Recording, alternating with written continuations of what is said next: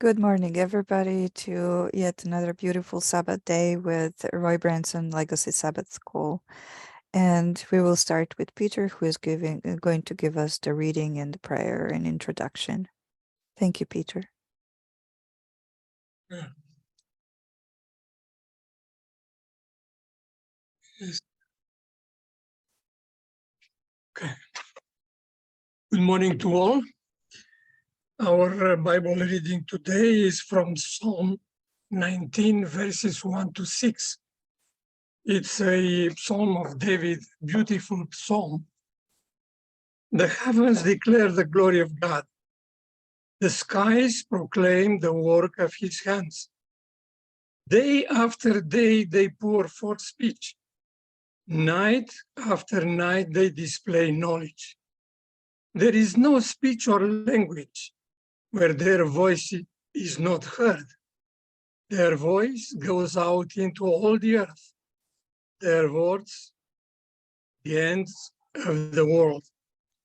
In the heaven he has pitched a tent for the sun, which is like a bridegroom coming forth from his pavilion, like a champion rejoicing to run his course.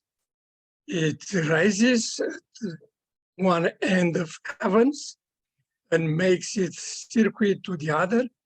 Nothing is hidden from its heat. Let us pray. Thank Holy Father for the blessings of the Sabbath. Thank you for the communion that we have with you every Sabbath and for the communion that we have with each other. Please bless each one of us today. Bless our discussions, and may at the end of these discussions come up with a faith that is strengthened in you and in your word.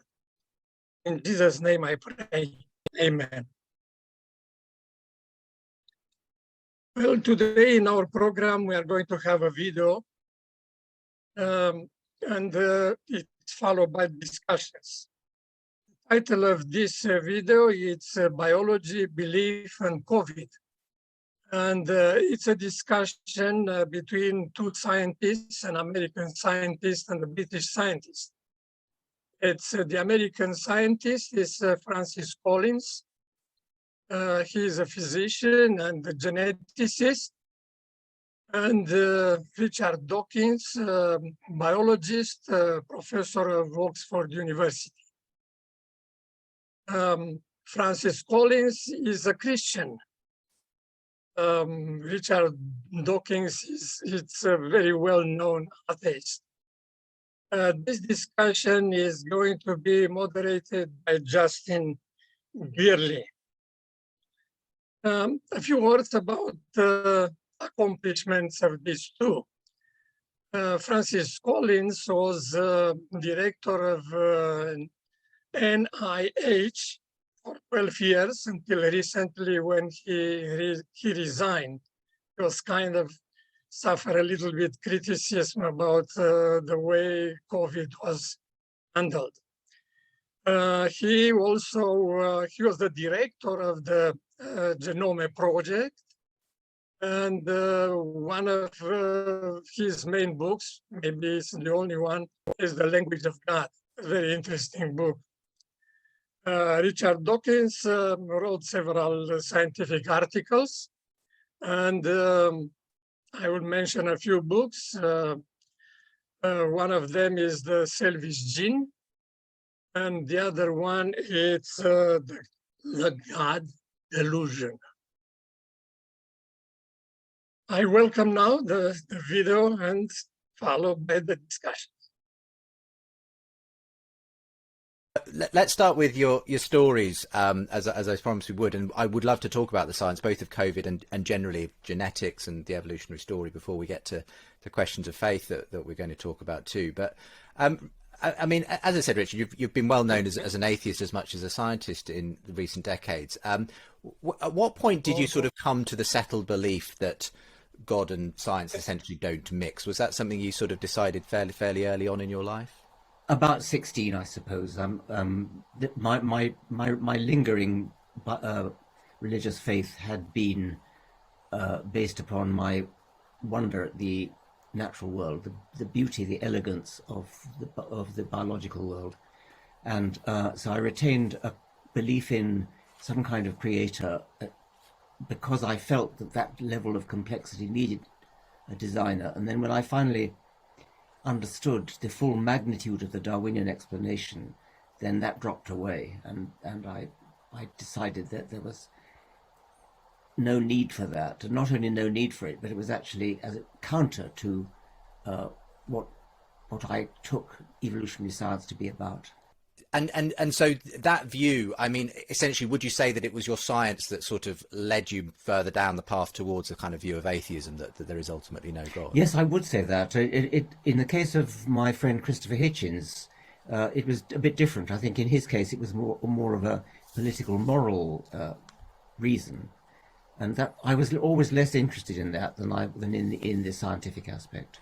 And in a sense, what prompted you in the end to turn from primarily being someone who, you know, talked about the science, published books in that area, to obviously, you know, what you've been very well known for in the last 15 years or so with the God delusion? What was it that prompted you to want to really nail your colours to that mast? Well, it's a minor part of what I've been doing.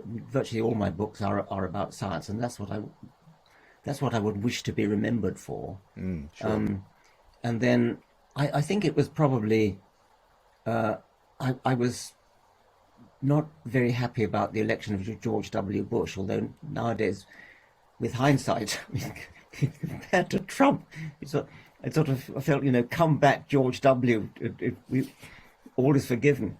But it was the feeling that that there was a kind of religious takeover in a way. I mean, he wasn't really that religious, but that's what it felt like at the time. And my literary agent, John Brockman, who had been discouraging me from writing a book about religion, he said, "You can't sell that in America." Then after George Bush had been in power for a while, he said, "Now's the time to write it," and so I did. Right. Francis, remind us of your story briefly. You became a Christian as an adult, so to just explain the circumstances of that. Sure. When I was 16 or 17, I was also pretty convinced there was no need for God at all. I had not been raised in a home where faith was considered relevant. And I went on to graduate school in quantum mechanics and enjoyed the experience of trying to use mathematics to understand the universe, and felt there was no need for anything else beyond that. My comeuppance, if you want to call it that, was going then to medical school, because I had this urge to see how science could apply to the human condition in beneficial ways. And I was really excited about DNA in that regard. And then I began to realize there were questions that science wasn't helping me with. Like, why am I here anyway? What happens after you die? Is there a God? Why is there something instead of nothing? And I began to realize I was a bit impoverished in the ability to approach those things. I set about, therefore, trying to understand how people had answered those questions, and quickly found myself in theological quarters, and thought I would be able to shoot down all their arguments. To my surprise, and particularly influenced by the writings of C.S. Lewis, I realized that my arguments were actually pretty superficial, and ultimately, over a 2-year period with a lot of kicking and screaming, came to the conclusion that faith was more rational than atheism for me, and ultimately that faith had to have an anchor, and that anchor became the God of Abraham. And ultimately, I recognized the person of Jesus Christ as a historical figure about which we know a great deal, as an answer to a lot of the problems that I otherwise couldn't solve. And reading the words of Matthew 5 and 6, the Sermon on the Mount, recognize there the kind of truth about how to live that I wanted to embrace. So I became a Christian at 27, and I've been there ever since. And obviously, in today's discussion, you're going to be talking about the reasons for that and the way it intersects with your science, but it certainly hasn't stopped you being great friends with many non-religious folk. In fact, I wanted to mention that you know, you do have a shared connection with Christopher Hitchens, who you mentioned earlier, Richard. because I was reminded just this past week that you were quite involved, certainly in his final months, in his helping him medically during his cancer diagnosis. Just tell us a little bit about that, because I stumbled across as well that beautiful tribute you did to him at his memorial service as well. What were the circumstances of you coming to know him in that way? Well, I got to know Hitch before his illness. We were involved, as you might imagine, on opposite sides of this question about whether one can be a scientist and a believer in God. And he was a remarkably effective debater. And so anybody who's been on the other side of a conversation with Hitch knows what it's like to have verbal assaults that are both really effective and really funny. And I've always kind of thought this is a good thing. Iron sharpens iron. Debating a little bit with Hitch, mostly privately, was actually helpful to sort of figuring out my own weaknesses in terms of arguments about faith. But we became friends, and I would go and drop by his apartment, and we would drink wine, and he would drink scotch, and we would discuss everything from faith to George Orwell to Thomas Jefferson to whatever else was on his mind. An incredible mind he had. And then he got sick, and he was suddenly diagnosed with already very advanced esophageal cancer. And I was glad to try to help to see if there was something that could buy some time. And I think we did buy him some time, actually with some genomic analysis of his cancer to figure out what would be the most effective therapy. And perhaps he was with us for an extra 6 or 9 months. And I was quite close to him during that time. He never wavered, unless anyone say otherwise, and his atheism. But he was a gracious friend to me. And I think we both enjoyed that experience, even though we disagreed rather deeply on life's most important question, is there a God? Any thoughts on that as well from yourself, Richard? I know that Hitchens, in a sense, was quite interesting in that way. He really did actually genuinely have friends across the aisle, despite his strongly held positions himself. I was aware, Francis, of what you were doing for him, and on behalf of people, as it were, on my side of the aisle, we felt really grateful to you for what you were doing. Just looking at the atheist movement, that in a sense yourself and Hitchens and others have represented the so-called new atheism of the last 15 years or so, Richard, and you may not wear that badge yourself, I'm sure, but that movement itself has almost changed quite a bit since Hitchens was with us. It almost feels to me like the secular humanist movement itself has gone a number of splits, and we're seeing the same kinds of political issues and so on dividing it as we're seeing, that affect Francis and others. I mean, what's your feeling about where that's gone? And I know that you yourself have sort of been cancelled by some people and that sort of thing. What do you think of the movement, as it were, if you can call it a movement, that Hitchens and yourself were part of, and where it sort of exists today in that way? Justin, I'm not that interested in that kind of thing. I'm interested in what's true, not how many people think this or how many people think that. If there are trends in society towards this movement or that movement, who cares? I mean, let's talk about what's true. And can we talk about science? I was hoping we might begin by talking about... Absolutely. Let's talk about the science.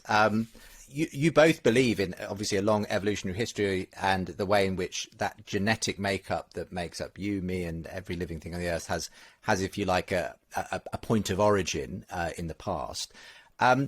Obviously, for you, Richard, this is part of the reason you are an atheist. Presumably, you said that Darwin, made it possible to be a fulfilled atheist because he mapped out the way in which that process of natural selection could gradually bring about the kinds of complex organisms that, for a long time, people had assumed must be the work of a creator, and so on.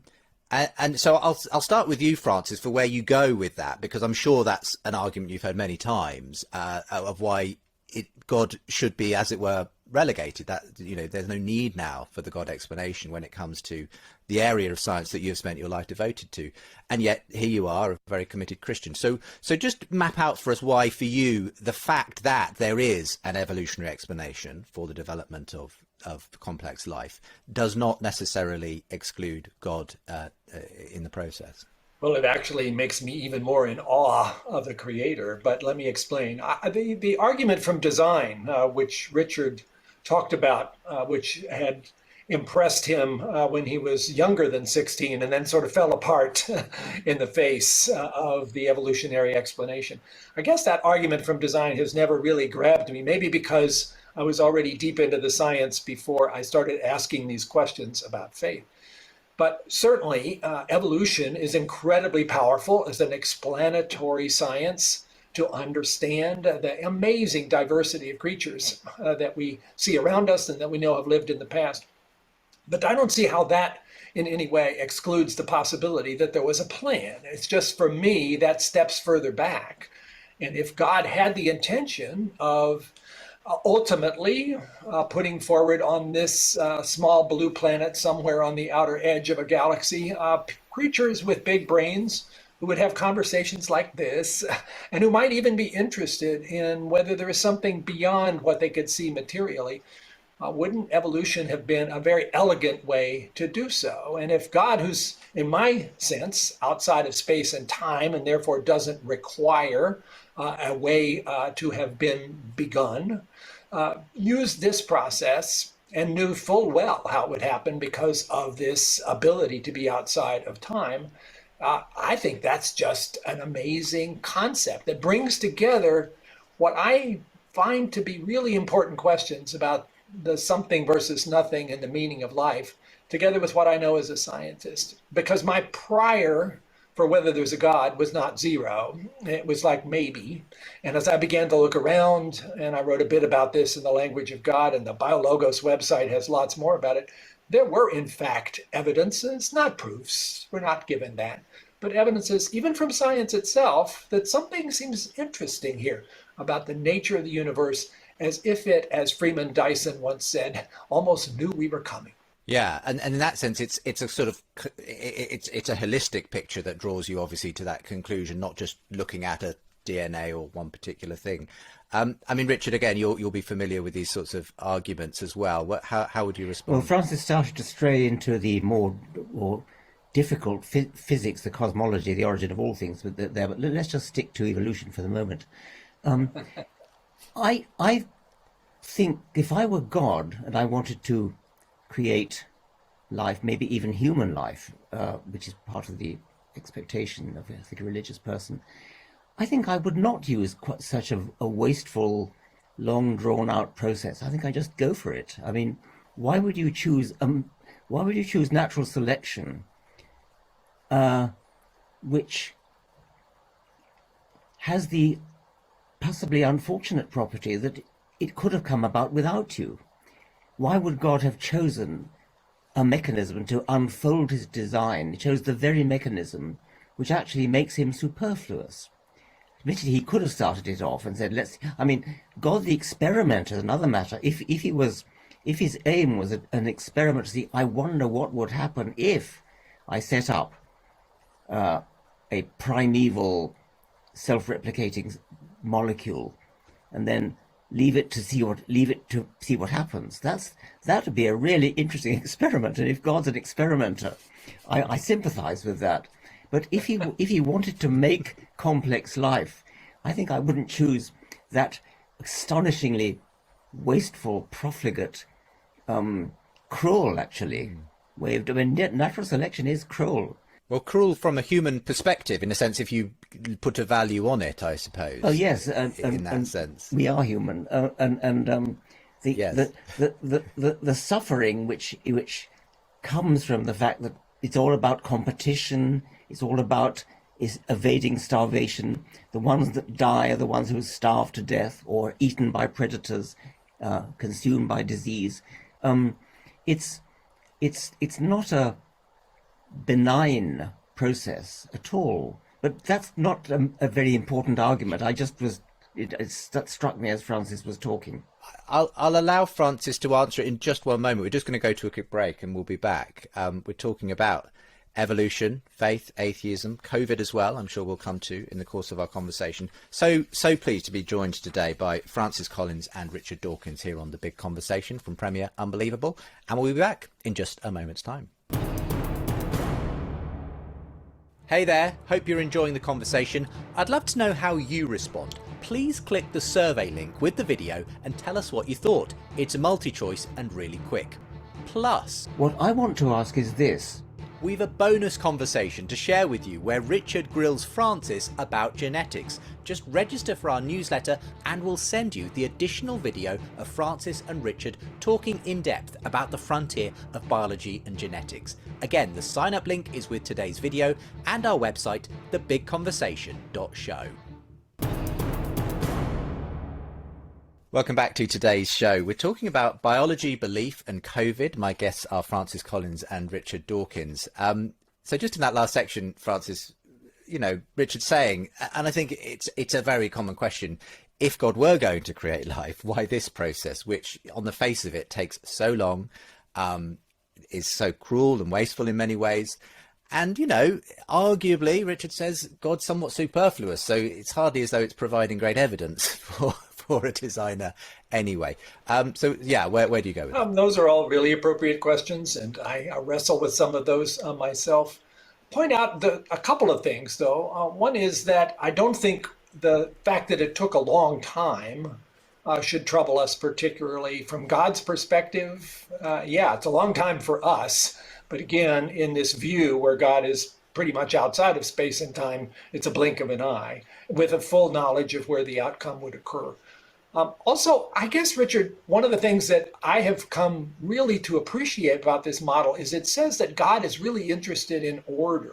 God is not so excited about the idea of just snap the fingers and then here we all are. God wanted a universe that was going to follow these elegant mathematical laws, which, by the way, is one of those signposts that I see of an intelligence behind the universe. Einstein would have agreed with that part as well.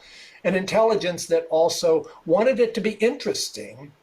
We could get into those constants that determine the behavior of matter and energy that seem to be just in this precise place to make something interesting happen. So if you want to accept the idea that there is some intelligence behind here, it's a pretty darn good mathematician and physicist and seems really interested in laws of nature and natural order. And so if you're going to go that way, and yet you still are interested in Richard Dawkins coming into being, well, evolution's a pretty darned impressive way to get there. Yes, I get it from our human perspective, not the way we would have done it, but I'm always a little careful when I say, well, God should have done this differently because I would have had a better plan. And I'm me and God is God. Yeah, it's a small point, really. I mean, I think for me a bigger point is not to stress the fact that God is not necessary, and I think he is not necessary. But that's what most people say. I want to go further than to say he's not necessary. Somehow he really gets in the way of the fact that the Darwinian explanation so beautifully does away with the need for any kind of top-down design. The Darwinian explanation is a powerful antidote to the feeling that we all have because we're human, that when things are complicated, they need to be put together by somebody in a top-down design kind of way. And if you really understand that the evolutionary process starts with simplicity and builds up to complexity and elegance and beauty and strong illusion of design, then to smuggle design in again at the beginning is to betray the entire enterprise which you've spent so long working out and building up. The enterprise has been, we now understand that you don't actually need a designer for it to explain complexity. It really can come about. That's a beautiful idea. The idea that complexity and the illusion of design can happen according to the unguided laws of physics. I said can happen. Now, once you've established that it can happen, to suddenly say, oh, well, we better have God in anyway, is a betrayal of that whole argument. So I want to say that design comes in late in the universe. I fully expect that elsewhere in the universe there may be creatures far more intelligent and complex than we are, but they too will have come about by the same process of gradual, incremental, step-by-step, climbing up the ramp change. It is a betrayal of everything that Darwinism, it seems to me, stands for, to smuggle in a creator. Once you've got rid of him, then you really, let's just bring him back because it feels good to bring him back, kind of thing. Okay, Branson. Well, it's a lot more than feels good. I think it can be articulated as a rational choice. But basically, Richard, I am arguing not that the evolutionary process is incapable of generating complexity. I think it totally is. You and I are in the same place here as far as the odds. There's no doubt about that, yeah. Right. But you said that, it's happened just because of the laws of physics. I want to take this back to that step. Where did those come from? Well, let's get to that then, because you keep getting to that, and that I believe that's a very profound. I mean, if somebody was going to convince me of the need for a God, it would be there. It would be not in my own field of biology, and I found. I mean, I've read The Language of God, and indeed I reread it today. I read it first when it came out. I love your song, by the way. That's really nice. And in the audio version, I listened to the audio version today. I don't know whether you've had, Justin, but I haven't. I'm afraid I'll have to include it in the program at the end or something, so people can hear it. I found the initial C.S. Lewis part about the moral argument really profoundly unconvincing. When you get onto the physics, when you get onto we should get to that then. Yeah. Okay. When you come on later to the origin of the physical constants, now that's getting warm. That's getting close to a good argument. Unlike the morality one. Well, is that mainly because it is essentially a scientific argument? No. That's it's obviously much more the area difficult than you're that. happiest with. It's that the physical constants, things like the speed of light, gravitational constant, and strong and weak force and things. Most physicists agree, that if you change any of those constants by even a very, very small amount, then we don't come into existence. The universe doesn't come into existence. They have to be like that in order for galaxies to form, for stars to form, for chemistry to form, actually, and then for the prerequisite for life to evolve needs that as well. So that's the nearest approach to a good argument. By the way, I want to be very careful about this because I once said that, I'm not going to mention the name of the man I was having a debate with. He seized onto that later, and then I think a couple of days later, he went up to Scotland and said, "Dawkins is a convert. He's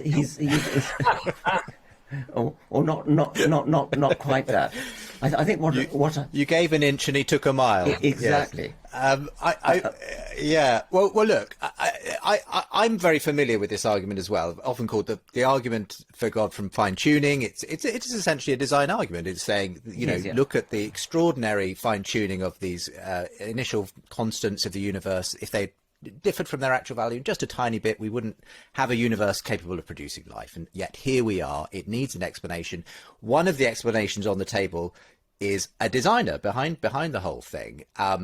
And when you look at the extraordinary numbers we're talking about, you can see why it does. Even for someone like you, Richard, you'd say that if there were an argument, it might be this one. And actually, I've heard many other atheists say that. Peter Millikan, I think Hitchens, all said, okay, that might be the one if you were going to, crack the door open a little bit. But I think what you were coming to, Richard, is why you still think this is, you're still essentially pointing to a gap and filling it with God. Is that your problem because with it seems to me this? all you're doing is pushing it back a stage, and you've still got to explain God. Right. You're saying we need an explanation for the fine tuning, and so we postulate a fine tuner. but you haven't explained anything. I mean, you simply invented. Okay. You've magicked away the problem. And this has been one of your key arguments in your books, Richard. You know, just positing God just leaves you with something more complex to describe something more really complex. There's that. But yes. I think, but also, yes. You might convince somebody like me to be a deist, but then you suddenly say, okay, well, because of... he's converted. Did you hear that? Right here. because of the fine-tuning argument. But then suddenly, okay, then we get Jesus Christ, and then we get crucifixion, then we get resurrection, we get virgin birth. That's nothing to do with it. I mean, that's a positively dishonest way of smuggling in what you really want. Well, not you, but I mean what some Christians really want, which is to bring in Jesus or Allah and Muhammad or Buddha, whatever it is. You cannot do that. I mean, you've got either you're going to stick with a fine-tuning argument, which is a good argument, or you've got to produce a really good argument for Jesus. But don't think that because you've convinced somebody by the fine-tuning argument to be a deist, that therefore he's then got to believe in Jesus. Right, sure. Well, let's take those one at a time. Maybe, Francis, start with this problem that Richard has of, look, is God a satisfactory explanation? You know, aren't you just substituting a mystery with a mystery at this point? So yeah, let's tackle that. I'm glad that we all kind of agree. The fine-tuning is a puzzle that seems to ask for some kind of explanation. The Goldilocks Enigma, I think, was the title of the book about this.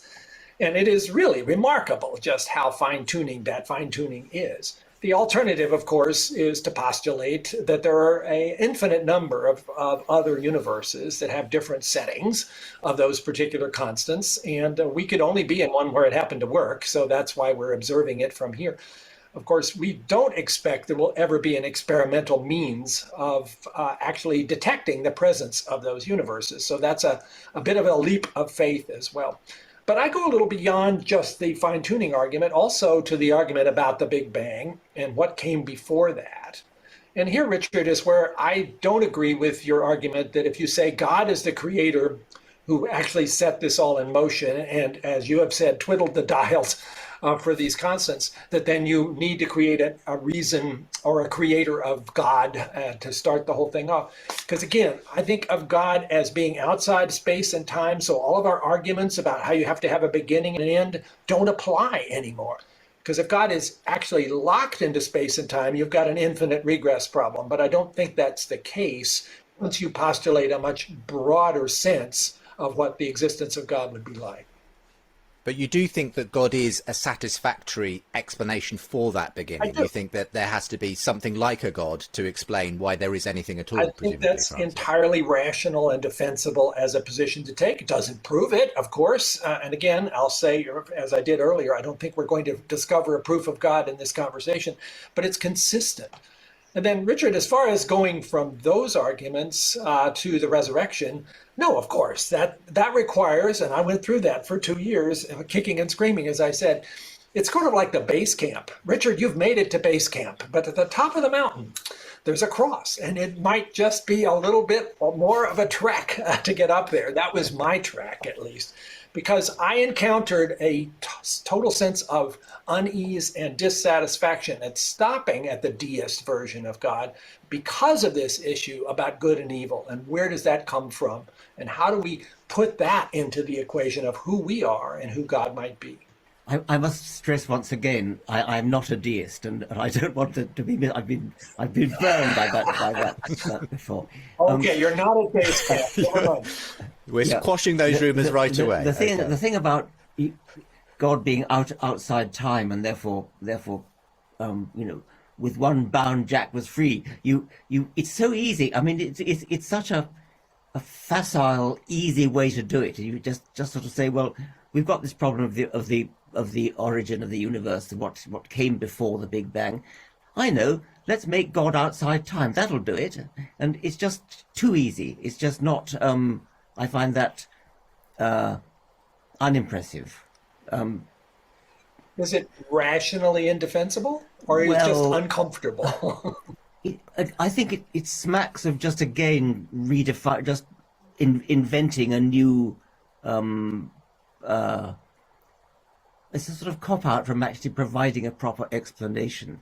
Now, my physicist friends actually don't see it as a problem. The metaverse, the multiverse.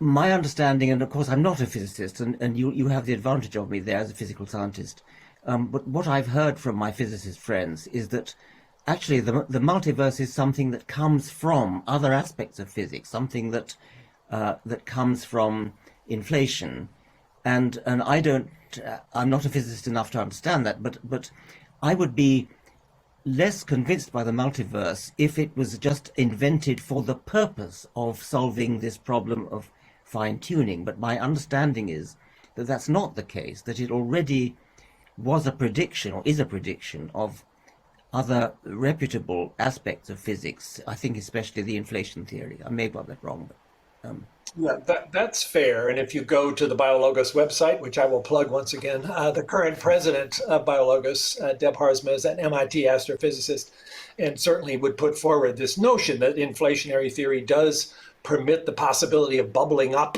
of these other universes, not necessarily with different values of the constants, however. You've got to throw another big wrinkle in there to make it possible to fit the explanation for the fine tuning.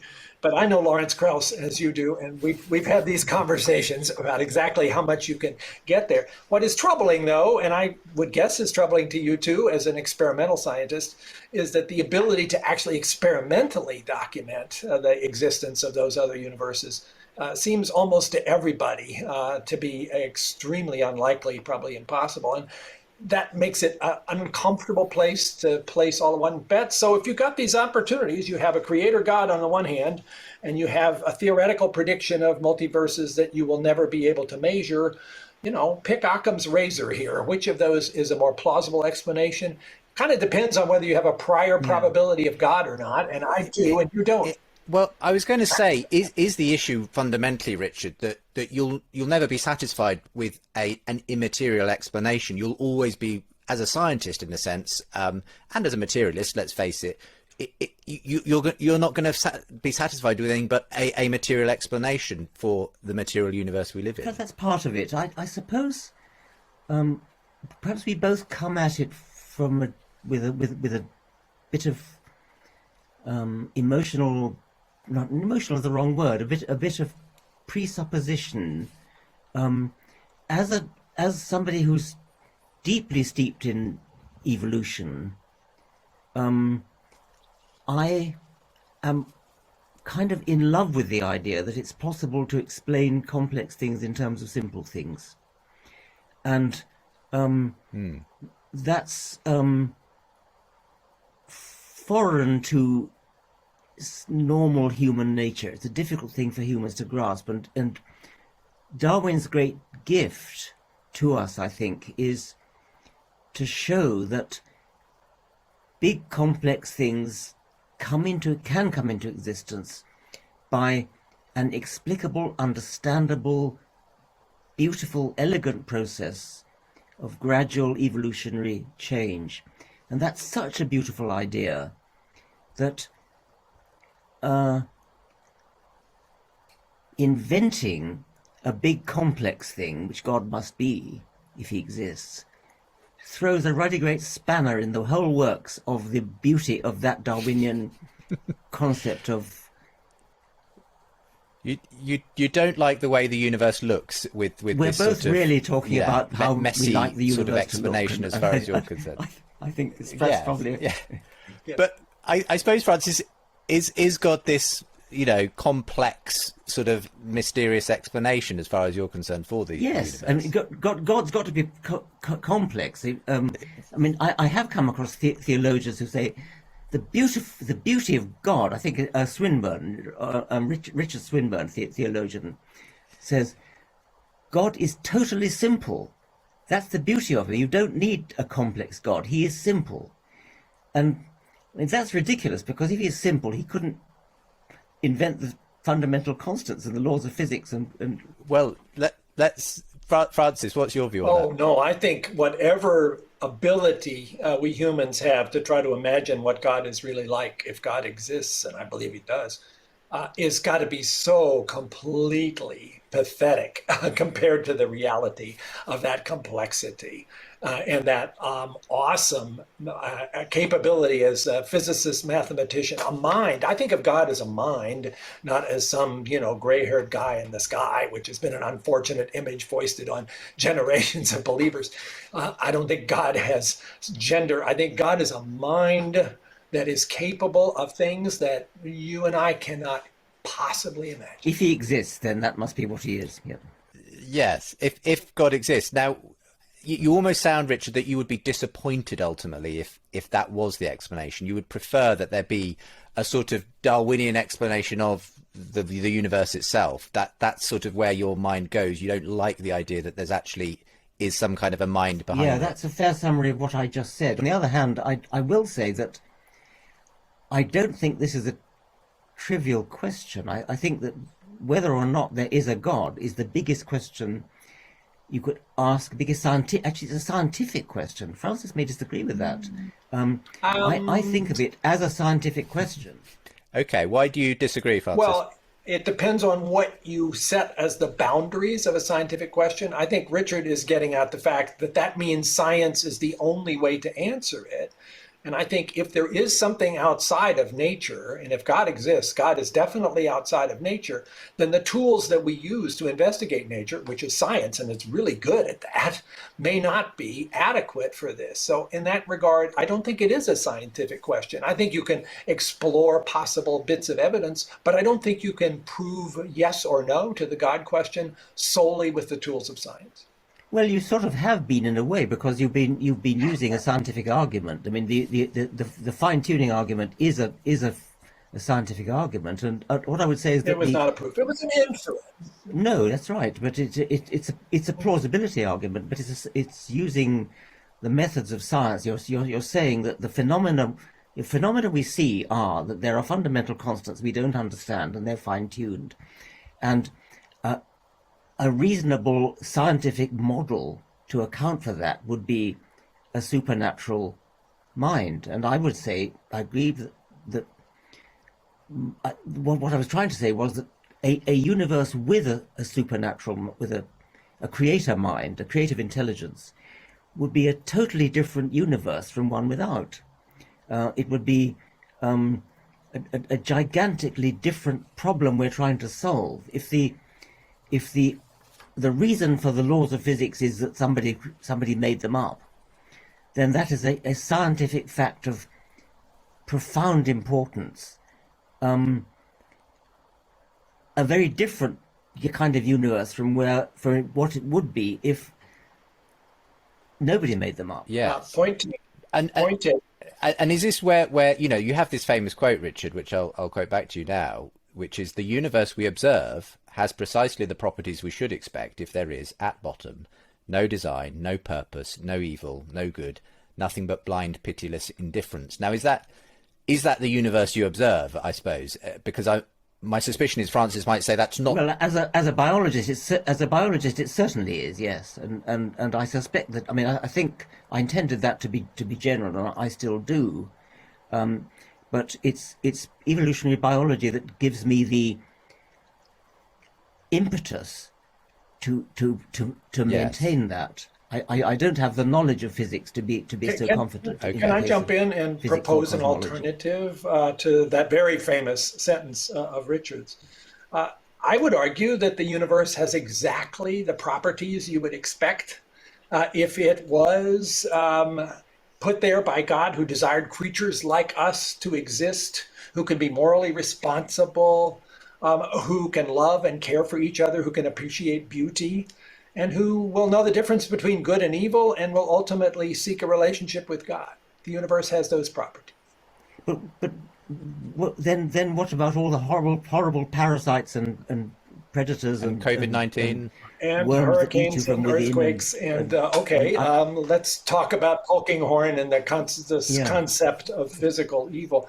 That you can't have it both ways. For people who say God can do something just because they think God ought to be able to do it, it doesn't make sense if it's like, okay, 2 and 2 could be 5 if God wanted it to be. If you're going to set natural laws in place, including evolution, to ultimately result in something amazing and beautiful, creation, it's going to also do other things along the way. And God can't step in every whip stitch and avoid parasites. It's all part of the package. But then, Francis, you can't have it both ways. You have it both ways when you believe in miracles. I mean, you cannot have a God who does miracles on the one hand, and yet who has this sort of let's let the laws of physics play themselves out without interference on the other. You're having it both ways when you believe in miracles. I think I can have it both ways if God was the author of natural laws, and in every instance except extreme exceptions where God has a message for people that he cares about, then God chooses to interfere with his own natural laws, and something like the resurrection happens. I don't find that to be intellectually inconsistent. But God's betraying his own principles then. If his principle is I'm going to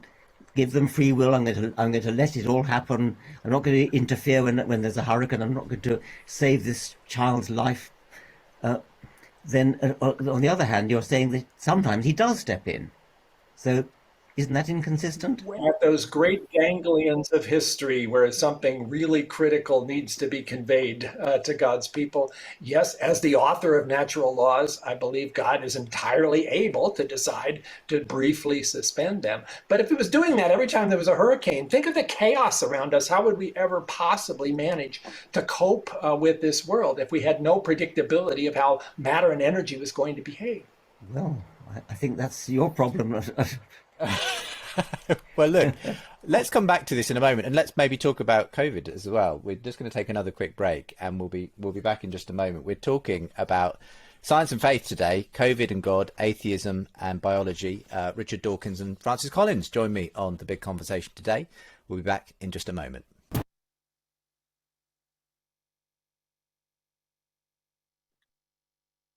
Thank you, Monty. So we are going to take a 10-minute break. It's 11:22 on the West Coast. Let's get back at 11:32 to continue. Thank you. And we are back from our break. Monty, could you please continue our video? Thank you.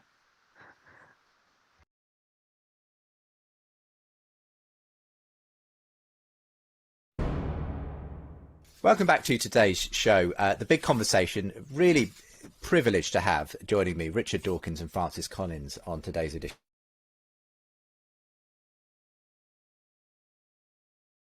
Links to both my guest websites from today's Unbelievable podcast. And for more updates and bonus content, sign up to the Unbelievable newsletter. Welcome back to today's show. The big conversation, really privileged to have joining me Richard Dawkins and Francis Collins on today's edition of the show, talking about biology, belief and COVID. And I'll make sure there are links to both my guest websites from today's show. You can find out more about them, their books and the causes and organisations that they've created. I wanted, obviously, given that you have been at the forefront of the USA's response to COVID, Francis, and we started by talking about that, to talk about that in scientific and theological terms. And again, given what we were just saying about Richard's concerns that it's very difficult to understand, you know, if you are a Christian who believes in a loving God who could intervene, why God has allowed this kind of a universe to exist in which the natural laws take their you know, the course they do.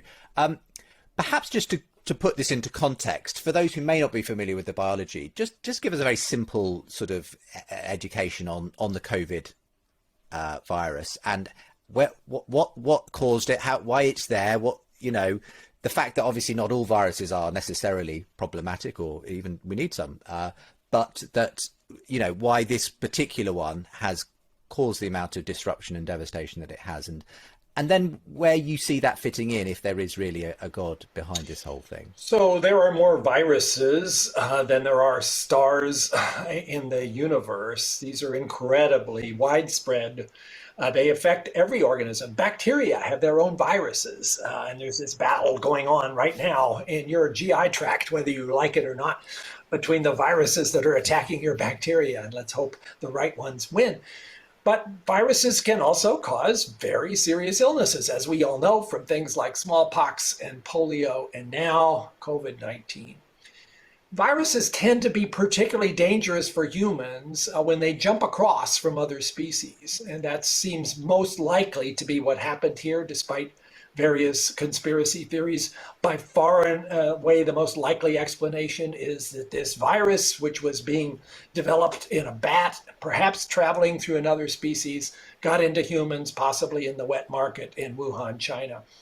And there it found a host that was very susceptible to its ability to multiply itself. It bound to human cells using a human protein on the surface called ACE2, which allowed that virus to get inside and then take over that host cell's machinery and replicate itself at a very rapid pace and then spread to other cells nearby.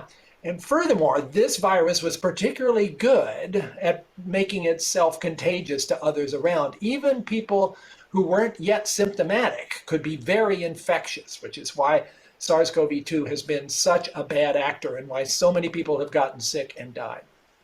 So that is pretty consistent with what we know about other viruses. There's nothing particularly striking here, except maybe this very unusual way that people who aren't feeling sick can be super spreaders of the virus, which has made this one really successful. And of course, with evolutionary pressure, with so many people affected, mistakes made in copying the virus, most of which are deleterious, occasionally pop up with something that makes it even better at infecting people. That was Alpha, and that was Beta, and that was Delta, and now it's Omicron, and who knows what might be next. So how did this come about? Let's be clear that this is probably, at least indirectly, a consequence of humans and animals getting really close together in ways that they traditionally have not. Bats living in caves in China generally didn't come in contact with a lot of humans, and now that's been more common. Same thing with influenza, as you all know, in terms of how that comes from birds or sometimes from pigs. This is a constant refrain. And I don't think we should blame God for that part. Now, in terms of the question about why would God allow this anyway, again, I come back to the fact that I see God as interested in natural order and having put in place this incredibly elegant process of evolution. It would not be appropriate to sort of say, oh yeah, but you can't make viruses, evolution. You got to leave that part alone. And actually viruses in many instances are actually part of the natural order and are not harmful, but occasionally they burst out like this. And I don't think we should blame God for that. What we should do is to try to take the tools of science, which I think are God-given. We have the intelligence to be able to figure these things out and use them to come up with ways to prevent and treat the disease, which is what the scientific community has been doing, as I said at the beginning, with great intensity and great effect for 2 years. Richard, what's firstly just your position on the actual science of how it came into being? I know that Francis obviously feels convinced that the Wuhan wet market is the most obvious explanation. Do you broadly agree with that? I am insufficiently expert to say, and I simply enjoy listening to Francis laying it out. I mean, he's the expert. I would say viruses, they do what viruses do. I mean, that's the whole point about my gene's eye view of evolution, that the as it were teleonomic entity in the living world is the gene, and viruses are just kind of almost pure genes with a bit of protein to help them get about. The virus is the selfish gene reductio. It's the sort of epitome of a selfish gene, which does what all genes are trying to do, which is to get into the next generation, and it does it in a peculiarly direct way without bothering to build a body on the way. I mean, I've said that a rhinoceros is genes' way of making more rhinoceroses, and It's a highly elaborate. The genome of a rhinoceros is a highly elaborate computer program, which says build more genes like us, and using the body of a rhinoceros as the vehicle for doing so. Well, viruses don't need to bother about that. They just go for it. They just go for replication, pure and simple, and it's entirely to be expected that they would exist. And bacteria are a bit less direct, and so on. So I can take a kind of ghoulish satisfaction in the way that viruses simply do what Darwin would have expected. I would put in a plug for Darwinian medicine, and here I pass this on to Francis as a sort of senior medical scientist in America. There is a school of Darwinian medicine which tries to look at disease from the point of view of the pathogen, what the pathogen is trying to do in its life, which is to get itself propagated, and at the same time look at what the patient is trying to do, and think when. Well, an obvious example is when a patient has a high fever.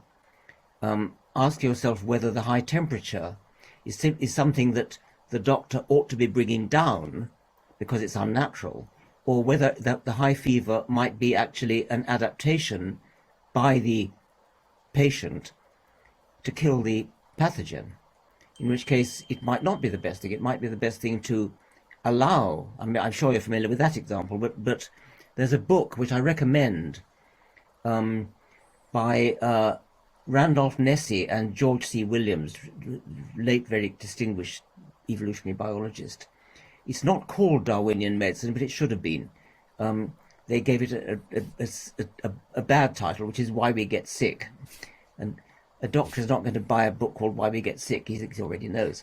But if it had been called Darwinian medicine, I think a doctor might be interested in buying it. So I think the subtitle is Darwinian medicine. Randolph Nesse and George C. Williams.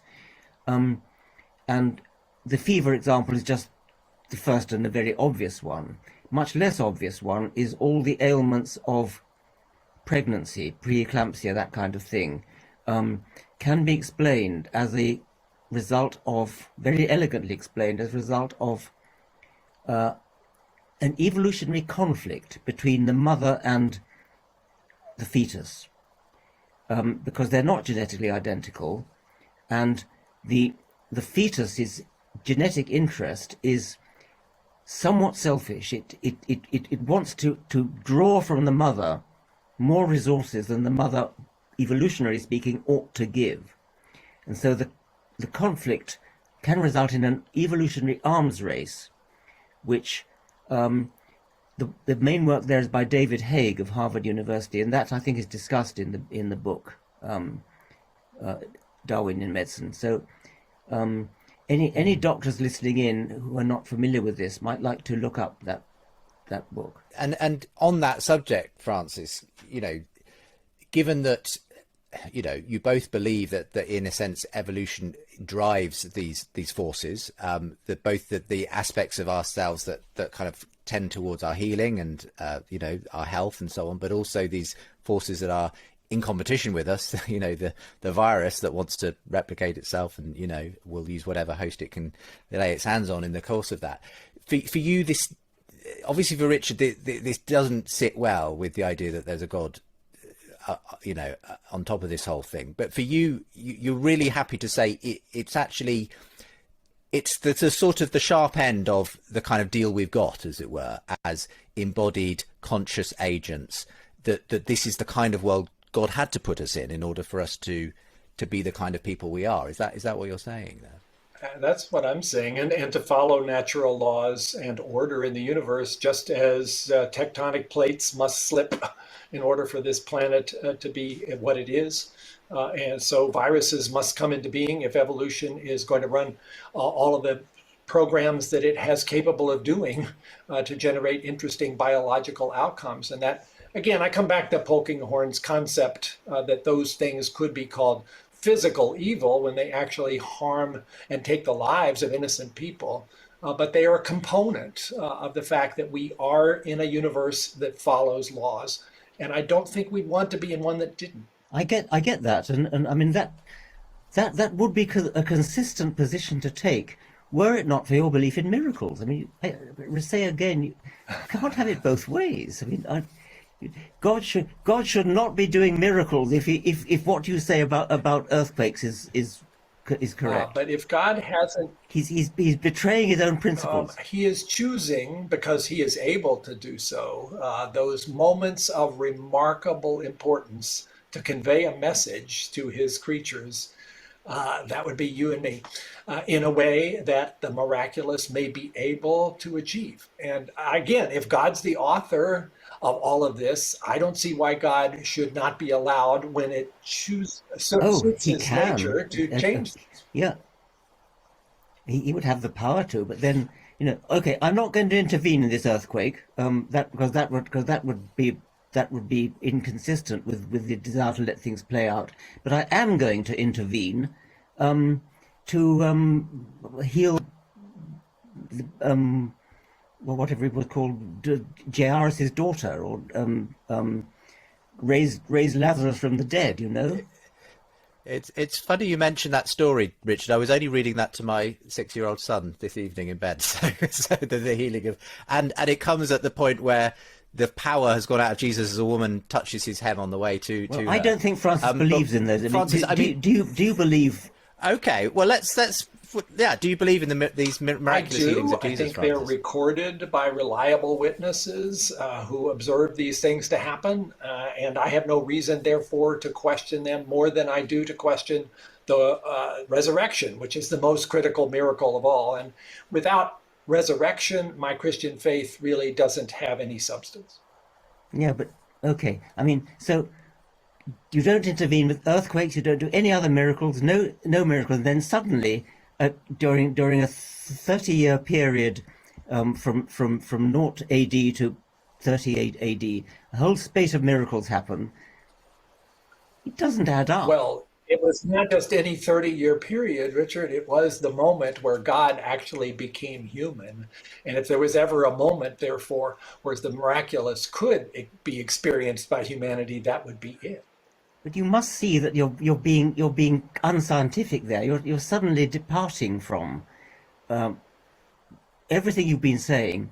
You must see that you're applying your own view that anything that can't be explained naturally must be an intellectual error. And you and I are different in that regard. I'm allowing the possibility of the supernatural, a creator God who's responsible for everything. Yeah, I'm kind of amazed, actually, that I don't want to get into biblical scholarship, but you must be aware that a huge number of biblical scholars don't take all the miracle stories seriously. I am aware, and I will be happy to listen to their arguments if there are specific ways to discount one or the other. When it comes to the resurrection, though, please read Tom Wright's wonderful book, The Resurrection of the Son of God, if you want to see the kind of scholarship that anyone would want to ask for the most significant miracle of all time. Let's just return to the issue of, the fact that, as you said, Francis, that as much as there has been this disease and the way that COVID has ravaged the earth, and there has been an extraordinary response from the scientific community, and an incredible amount, despite the politicization that's inevitably happened of it, an incredible amount of human sacrifice and willingness to help people. Here in the UK, certainly, the whole point of the lockdown was really to protect the most vulnerable.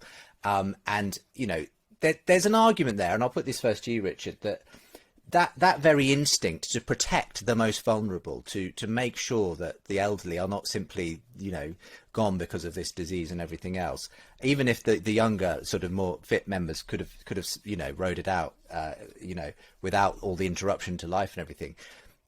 That's not a very evolutionary way of, looking at life. It's not survival of the fittest. We seem to have decided that actually humans should not be subject simply to the natural processes of what happens, that we're going to use every gift at our disposal to hold on to life and to value the life of even the most, vulnerable individual, a baby, someone with Down syndrome, a person with, and that, and many people have said there's something of the divine in that. And I suspect Francis might say that. So I'll let Francis respond to that. Well, I mean, he more than suspect. I mean, he says it in the language of God, and it's the beginning of the book, and it's where he's quoting C.S. Lewis. And we come to that.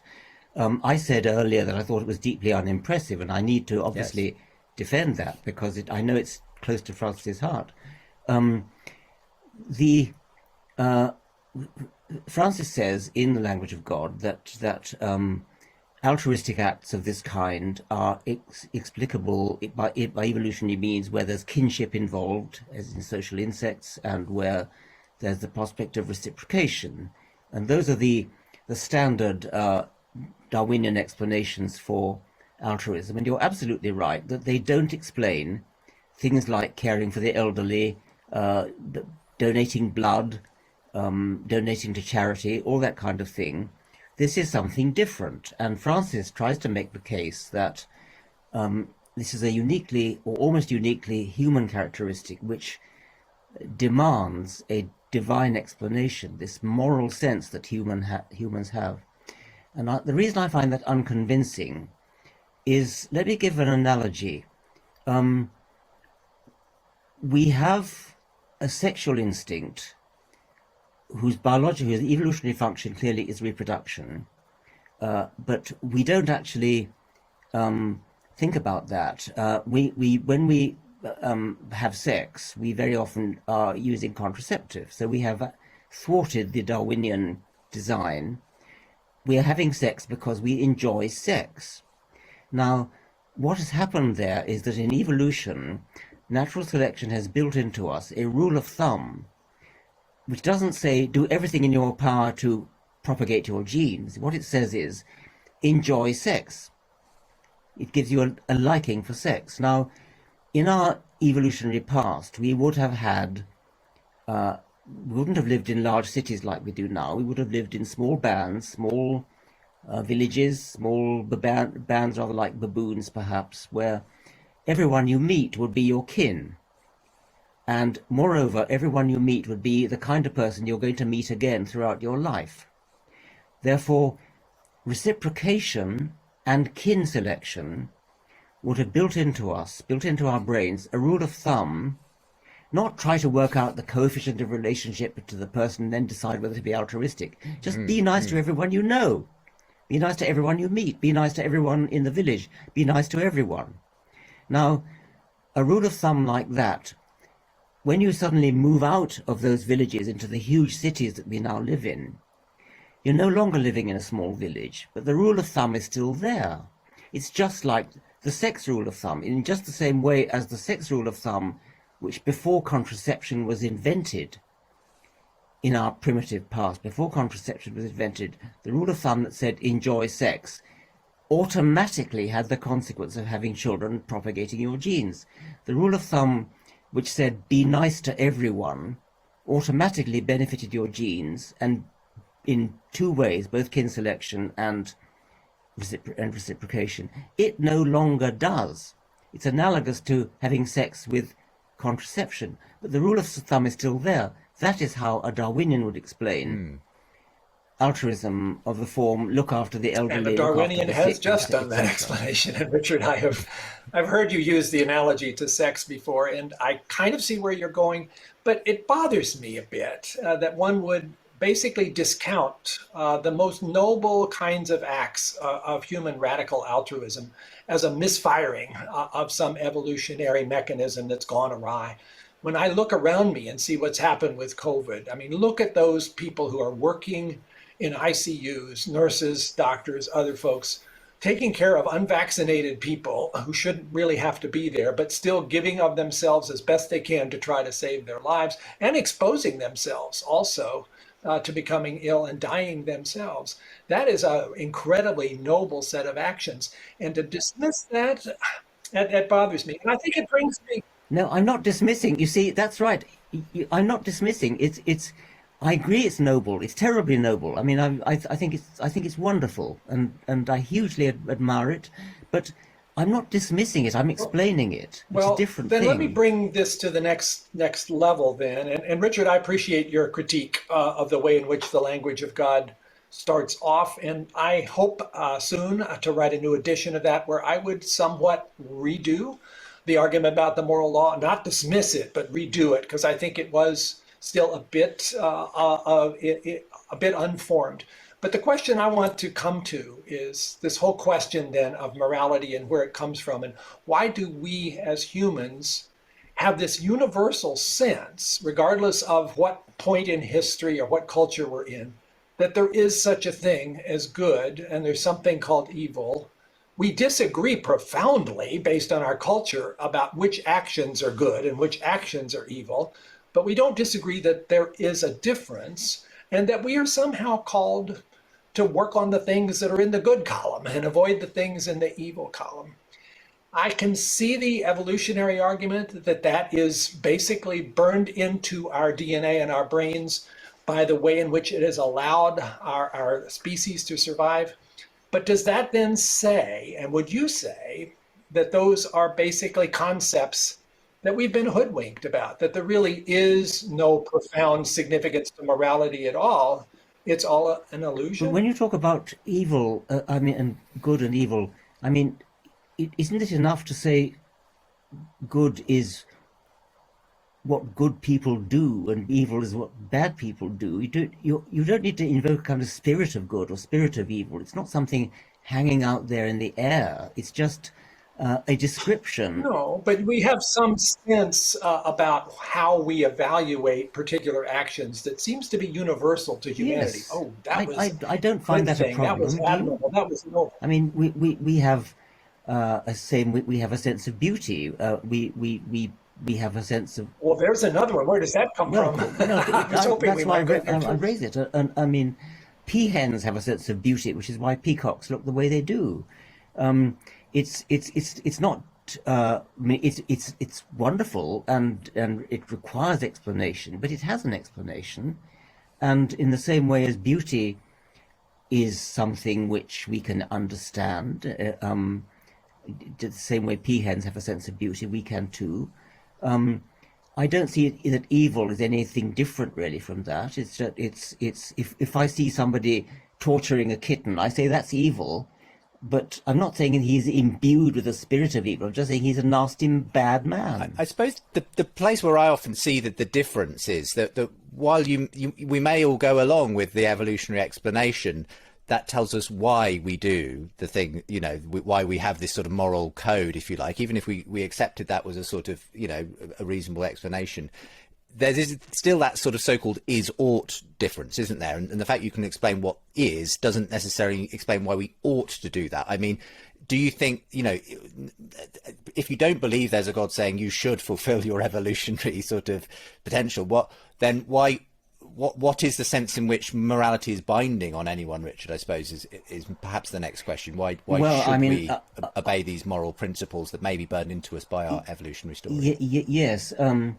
The first thing I would say is that I very much hope that we don't get our morals from any of the Abrahamic religions, because it would be a horrible world to live in if we did. I think. But where do we get them from? Yes. I mean, where do we get them from is a very interesting question. And what I notice looking at history is that they change in a good way. I mean, as Steven Pink has pointed out in his several of his books, like The Better Angels of Our Nature, as the centuries go by, we are getting a lot better, getting a lot nicer. I mean, we've abolished slavery. We now respect equal respect to the sexes. We don't torture animals. Well, perhaps we still do, but we should. But we're kind of getting a sense that we shouldn't, and certainly less than we used to. So there is what I've called a changing moral zeitgeist, which you can see happening actually from decade to decade. I mean, when I was young, there was a lot more racism around than there is now, a lot more sexism around than there is now. So things are changing. I hope that's a monotonic curve. I worry a little bit about the confidence. Yes, I know, yes. But whatever it is, it's not coming from outside. I mean,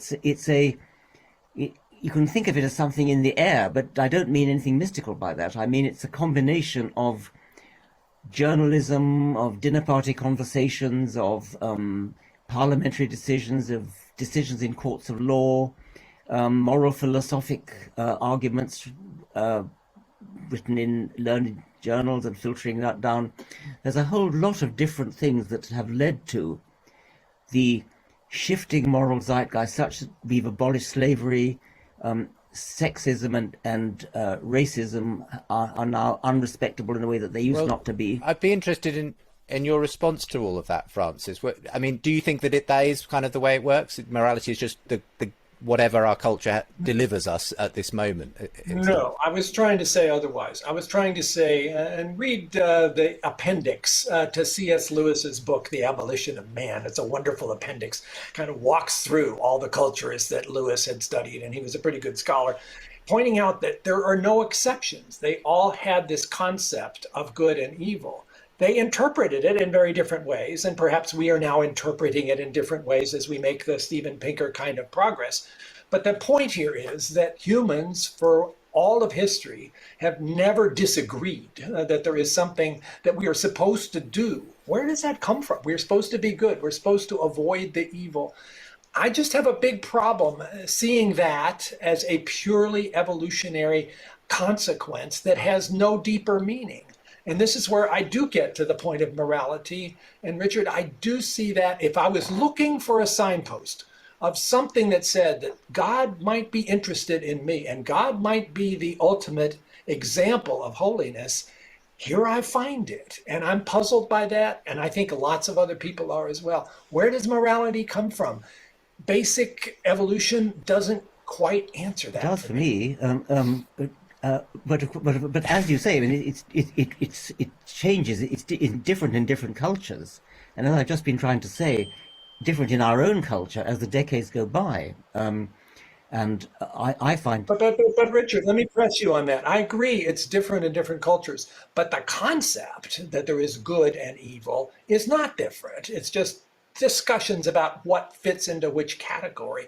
Where does the concept? I can't imagine what it would look like if it wasn't. I mean, how could a society not have some kind of idea that if so and so steal somebody else's canoe or steal somebody else's pig or something in some society, that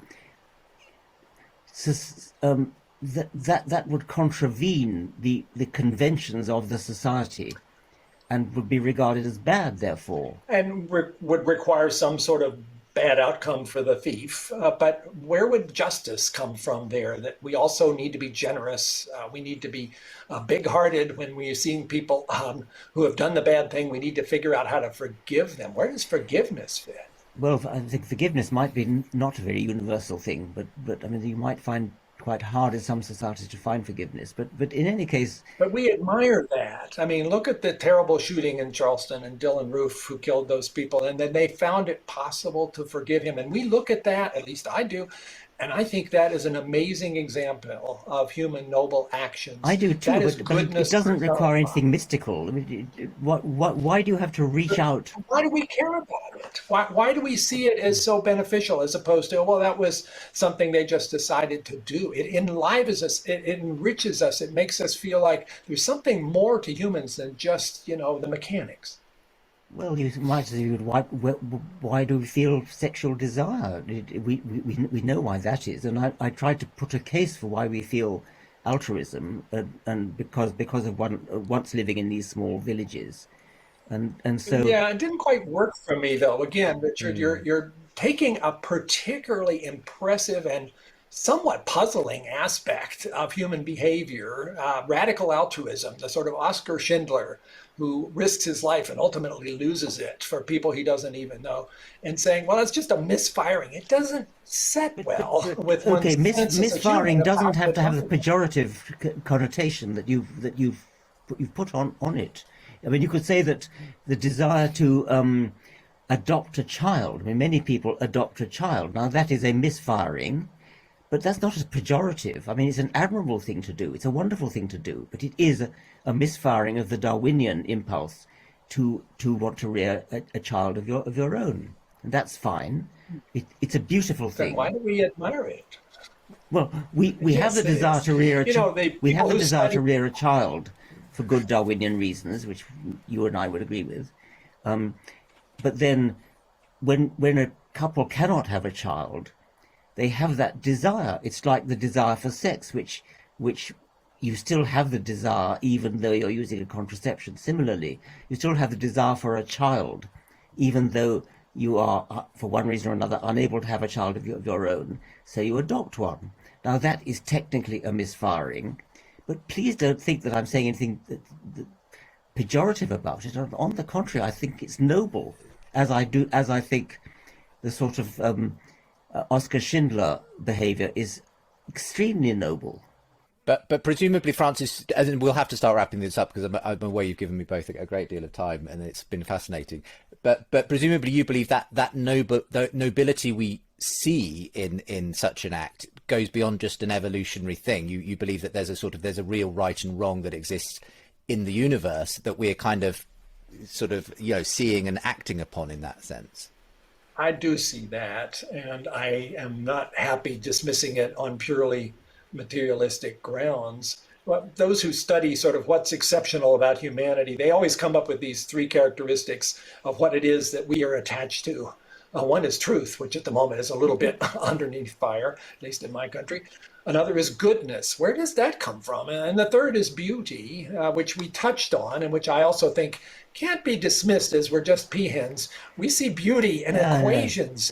We see beauty in music and in a patch of pink in the western sky at sunset.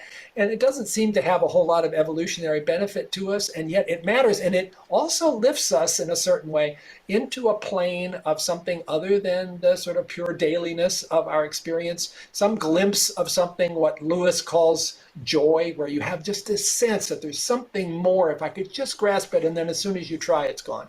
And that feels to me like a real significant experience that should not be dismissed as a neurotransmitter that just lost its way. You keep using words like dismiss. I mean, I don't dismiss it. I exult in it. I mean, it's wonderful. It's beautiful. And the fact that you can give it an explanation is not to dismiss it or demean it or reduce it in some way. Yes, I mean, a sense of beauty, the sense of the enjoyment of Beethoven, it is actually firing of synapses in your brain, but that's not to demean it. It's still wonderful. And incredibly wonderful. And it's not, Polkinghorne's line comes to mind that beauty is not something we should dismiss as just evolutionary, epiphenomenal froth on the surface of an uncaring universe. But that's emotive language again. It's not dismissing, it's not froth, it's wonderful, but it's explicable. Well, okay. Well, look, we'll agree to disagree on this one, but it's been a real pleasure having the conversation between you, and perhaps we'll go out to some music if we can dig out that track of yours, Francis. I'm not sure. But for now, thank you very much, Richard and Francis. It's been a stimulating conversation, and one that's been done in a great spirit of respect. Wonderful to be able to talk with you again, Richard. I was looking forward to this. Yes, great pleasure. This has really been a pleasure. Yeah. You're both welcome. All the best. Thank you very much for being with me on the show today.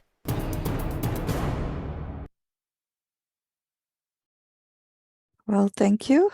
So we have now seen this video, and I'm opening the discussion.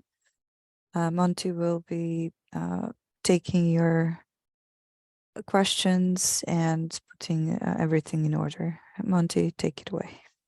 Thank you very much. So we don't have guests to respond to this discussion. So we'll be discussing amongst ourselves. Just a reminder of our guidelines. Please limit yourself to 1 point or question per time in the queue, so I don't have to. And I want to point out, if I stop you, I'm not stopping you out of disrespect for you, but out of respect for others who also have points or questions to ask. And I will put you back in the queue. And if we have time, we'll come back around. Um, and my If I could priority- just, sorry, if I could just interrupt, we had an interesting start of a discussion between Elmer and McKinley. So maybe, if nobody else is raising their hand, we can start with that. Yes, I do. We can go there. I want to, once the discussion gets going and we have a queue, first priority will be on first questions and on some gender balance. I do have a hand. So let's go with, let's hear what Robert Ford has to say, and then maybe you can bring us into that discussion, Simona. Robert. Or Bob. Yes. Thank you. I actually wanted to go back to what McKinley and Elmer were talking about. McKinley, maybe I misunderstood. I had to step out for a minute, but you were talking about the laws of thermodynamics. Now, were you saying, aren't the laws of thermodynamics part of those constants that both Dawkins and Collins agree is what, that they have to be perfect and they have to always work the same way, otherwise nature would not be what it is? Or were you saying something else about thermodynamics that maybe I missed? Could you start to talk about that? Thank you, Bob. And I have and I don't know if Monty would like me to give my more complete statement, but I think in that conversation, they were generally referring to either the laws of physics, just as a generality, or in the specific with reference to the constants. My observation about that is that there are more than the physical constants that Mr. Dawkins referred to as being potentially persuasive about the existence and perhaps the role of a deity. I would broaden that to some of the other laws that we've talked about in our digital foodless potluck that would include, for example, the generalized laws of thermodynamics, the first law, the second law, and in my more general comments, I would highlight how, for example, the second law explains things like miracles, quote unquote miracles that he refers to, because miracles are essentially just the entropy reversals. And the second law of thermodynamics allows for that. So in the mind of a person like Mr. Dawkins, who's not familiar with the second law of thermodynamics and the pathway for reversing entropy, miracles are, an impossibility, and in his mind, unscientific. But in fact, these outcomes are supported by the laws of thermodynamics. But I would like to give my more complete statement. I'll stop here for a minute and see if Monty is going to recognize me for that. Absolutely, McKinley. Please go ahead and do that. And I am not a host or a co-host, so I don't have the controls for lowering people's hands once they're done and that sort of thing. Just to let people know. McKinley, Okay. yes. Thank you. So this might take about 3 minutes. Okay. Yeah, you're. I mean, at this point, you're kind of a guest in that sense. Thank you. So I normally would be dismissive of Professor Dawkins for two reasons. First, Dawkins's knowledge is incomplete and partial. Second, his atheist advocacy appears to be political, which was surprising to me when I watched the video. But let me try a serious critique of his position as laid out in this conversation. The Sabbath cinema video today addresses 4 fundamental questions Christians and detractors of Christianity grapple with. First, the creation and God's role as creator. Second, the resurrection. Third, miracles. Fourth, the problem of good and evil. My sense is that maturing Christians should be able to engage intelligently in discussions about these topics because they inform the basis of our faith. This is an opportunity to reflect on where each of us stands on these questions at this point in our Christian walk.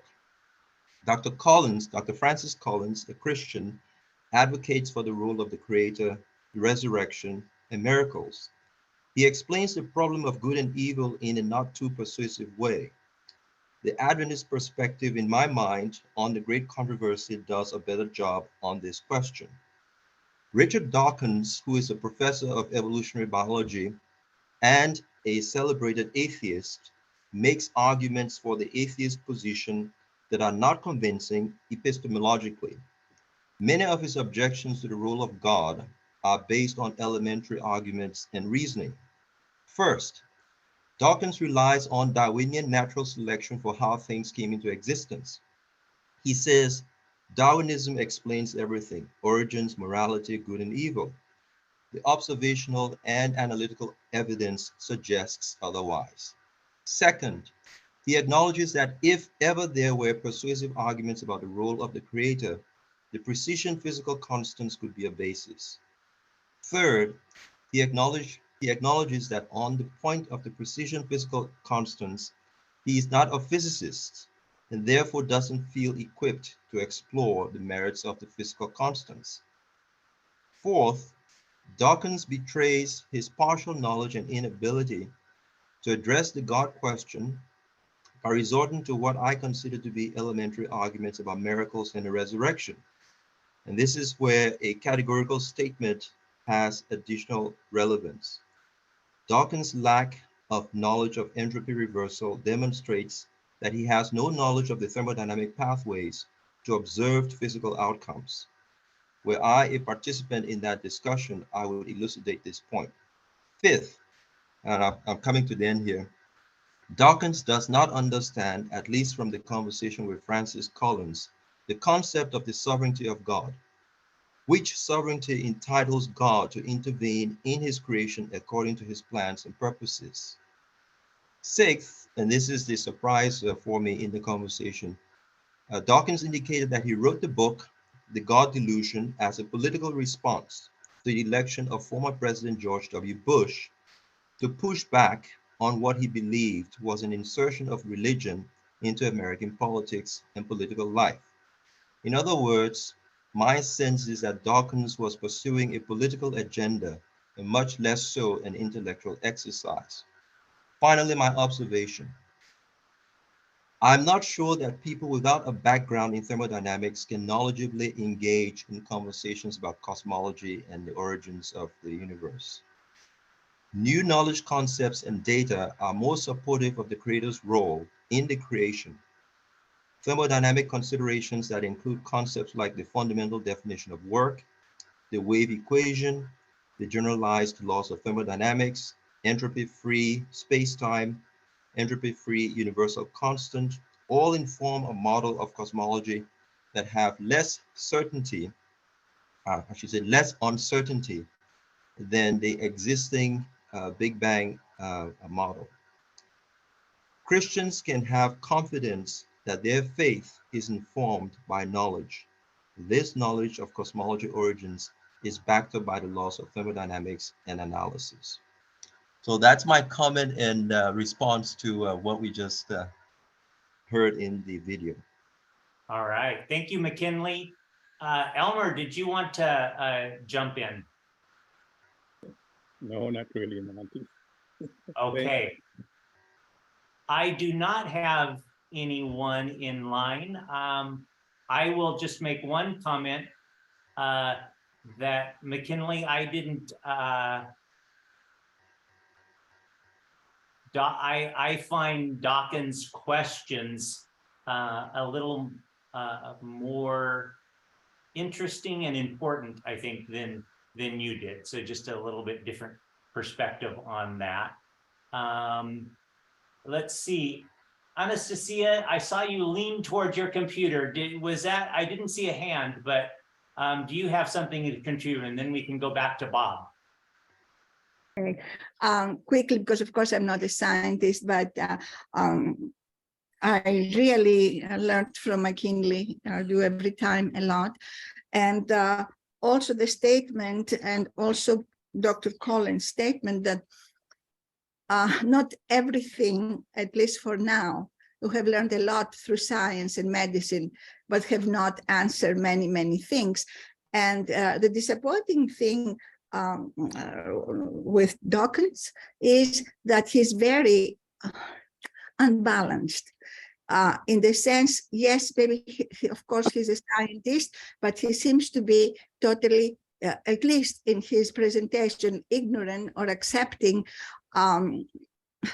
since the beginning concepts of good and evil, right and wrong, and how since even the I know the Greek part, the pre-Socratic scientists, the mathematicians, Pythagoras, and all those scientists before Christianity, and in all cultures, we've seen those common things. So he's very unbalanced and only sees things under the microscope and not other things that exist in our experience, in our world, and in all this. But thank you very much. I appreciate it, and thank you.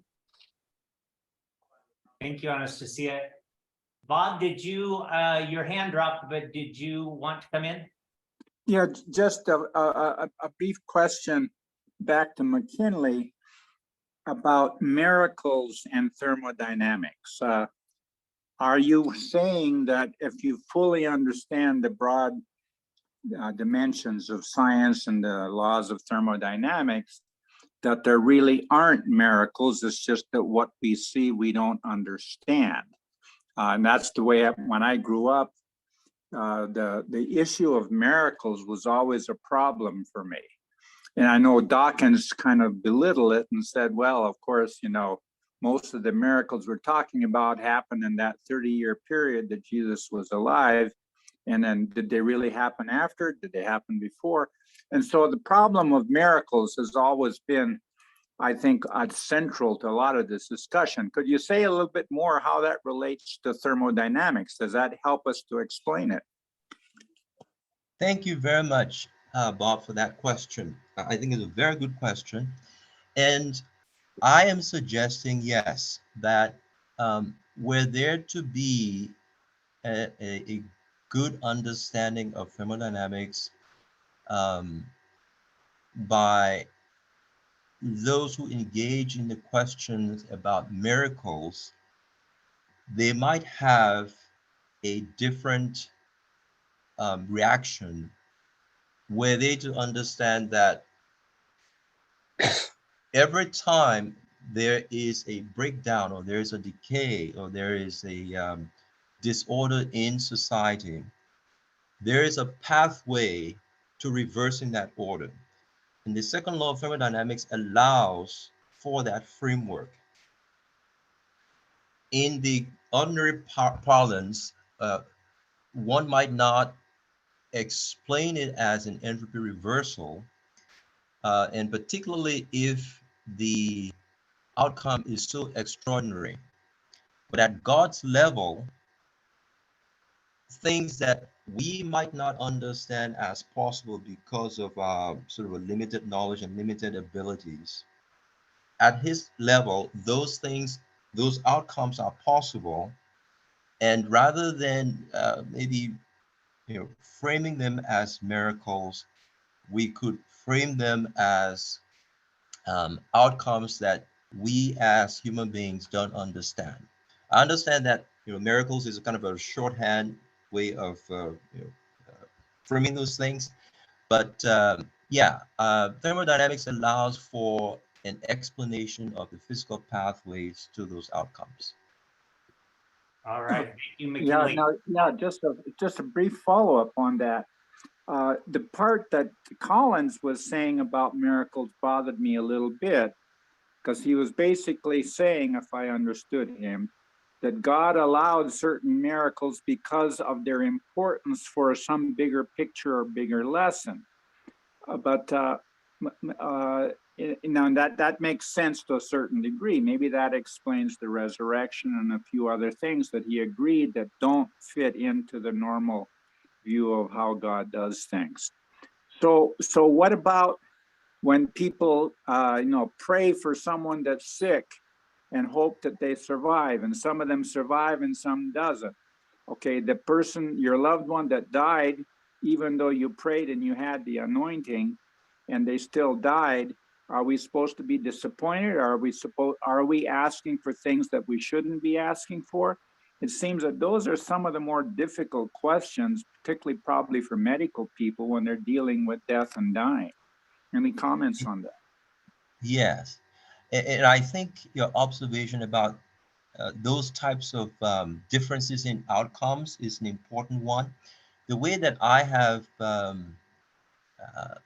handled that, and I think this is what Dr. Collins and Professor Dawkins were trying to um, sort of grapple with, is that God's sovereignty allows him to intervene according to his plans and his purposes. We might not, as humans, understand how his plans and purposes factor into his intervention decision making, but at the same time, that is a role, at least in my thinking, that he, he can play.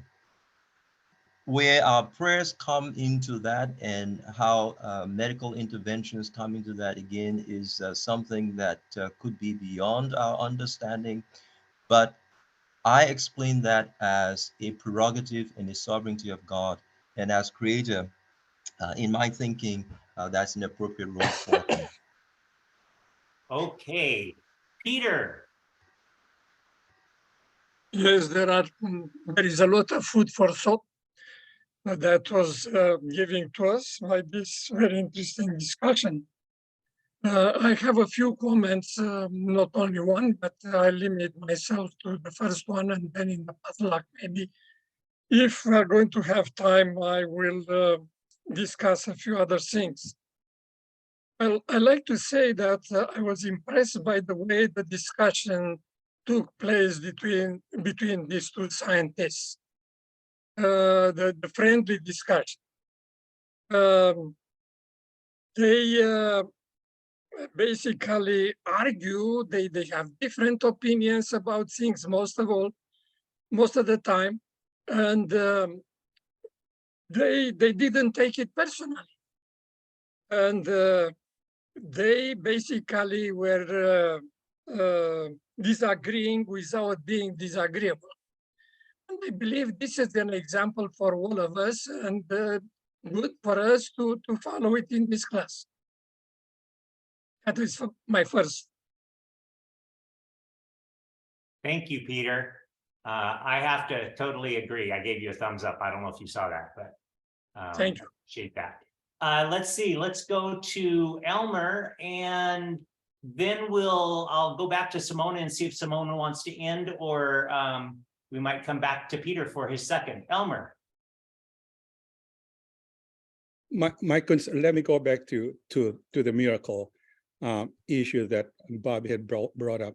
The problem I have with miracle is that's based on the assumption that I am right, that something got wrong, which reminds me of Planck's advisor when he was applying for graduate school. He was discouraged from going to school because we had known everything about the physical world only to be disappointed. So when someone says miracle, to me, it's just an admission that we don't know what happened. We have an explanation. It happened in the natural world. We just don't understand it. Remember, we only know 4% of the universe. 94% of the universe, we don't know. So I don't know why we would say we're right and God must have broken the natural laws, because he wanted to heal someone. It doesn't make sense to me. Thank you, Elmer, and thank you, everybody. I think this is a good place to stop our recording session.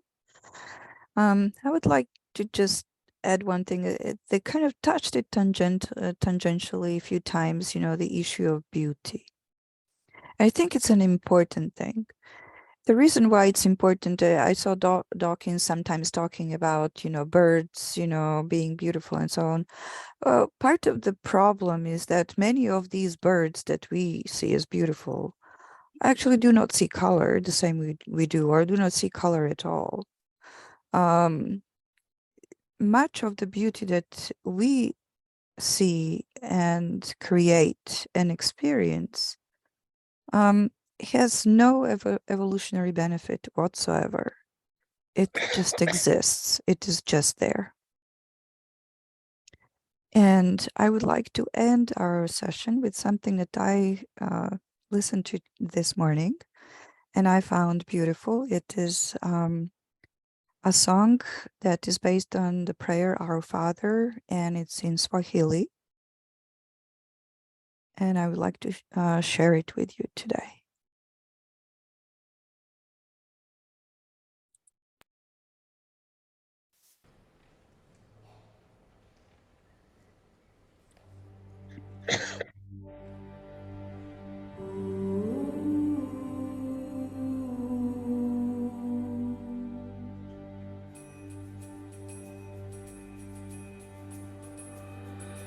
Baba yetu yetu liye mbinguni yetu amina. Baba yetu yetu liye jina lako litukuzwe. Baba yetu yetu liye mbinguni yetu amina. Baba yetu yetu liye jina lako litukuzwe. Tukalo chakula chetu chinga cheutaji utusamehe makosa yetu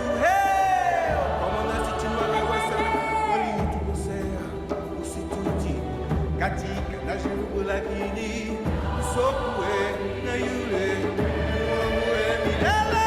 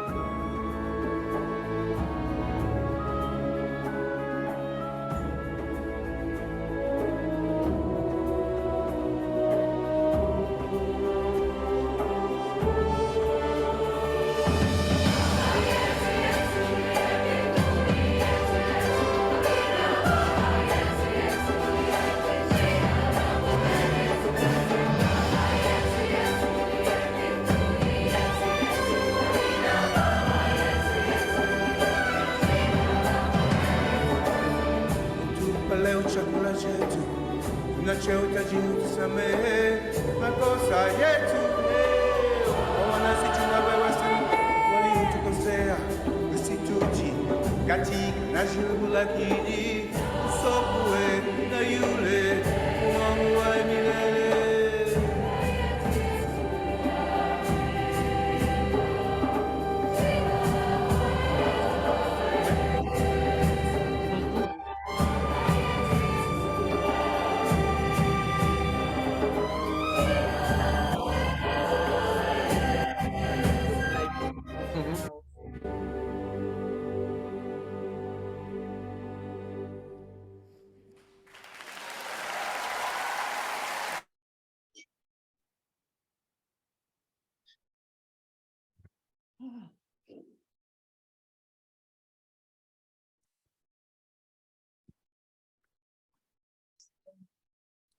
Thank you, everybody, for your participation today, and I wish you a good week.